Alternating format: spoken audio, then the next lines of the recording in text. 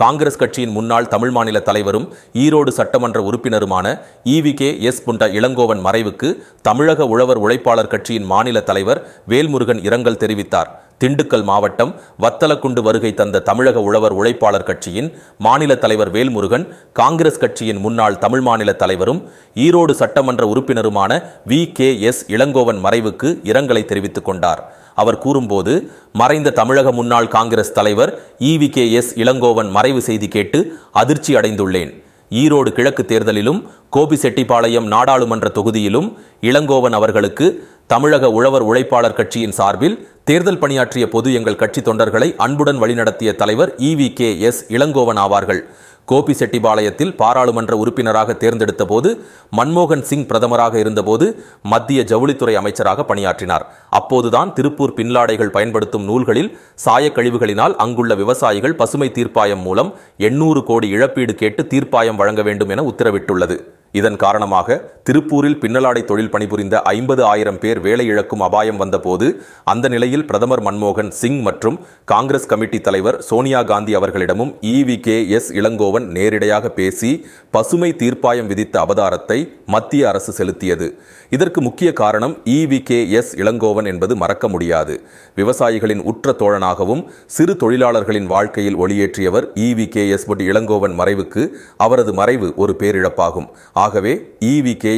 இளங்கோவனை இழந்து வாடும் அவரது குடும்பத்தினருக்கும் காங்கிரஸ் பேரியக்கத்தின் நிர்வாகிகள் தொண்டர்களுக்கும் ஆழ்ந்த வருத்தத்தையும் இரங்கலையும் தெரிவித்துக் கொள்கின்றேன் என தெரிவித்தார்.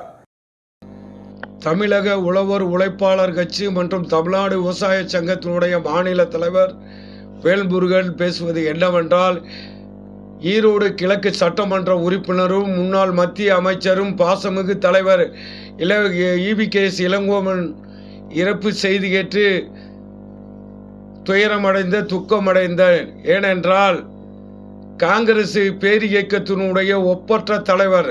ஏனென்றால் 2014 கோபி நாடாளுமன்ற உறுப்பினராக வென்று மன்மோகன் சிங் மத்திய அமைச்சரவையில் மத்திய ஜவுளித்துறை இணை அமைச்சராக இருக்கும் பொழுது திருப்பூரில் சாய பிரச்சனை கழிவின் காரணமாக பசுமை தீர்ப்பாயத்தில் திருப்பூர் பனியின் கம்பெனிகளை மூட பசுமை தீர்ப்பாயம் உத்தரவிட்டு அந்த அப்பகுதி விவசாயிகளுக்கு 800 கோடி ரூபாய் இழப்பீடு உத்தரவிட்டது. அப்பொழுது மத்திய அமைச்சராக இருந்த இன்று மறைந்த நம்மளை விட்டு மறைந்த அன்பு தலைவர் பாசமிகு தலைவர் ஈவிகே.எஸ். இளங்கோவன் அவர்கள் மத்திய அமைச்சரவையில் பிரதமர் மன்மோகன் சிங்கிடமும் சோனியா அவர்களிடம் போராடி பெற்றுத்தந்து இன்று 50 லட்சம் குடும்பங்கள் வாழ்கிறது என்றால் திருப்பூரில் அது மறைந்த தலைவர் இளங்கோவன் அவர்களால் தான் முடியும்.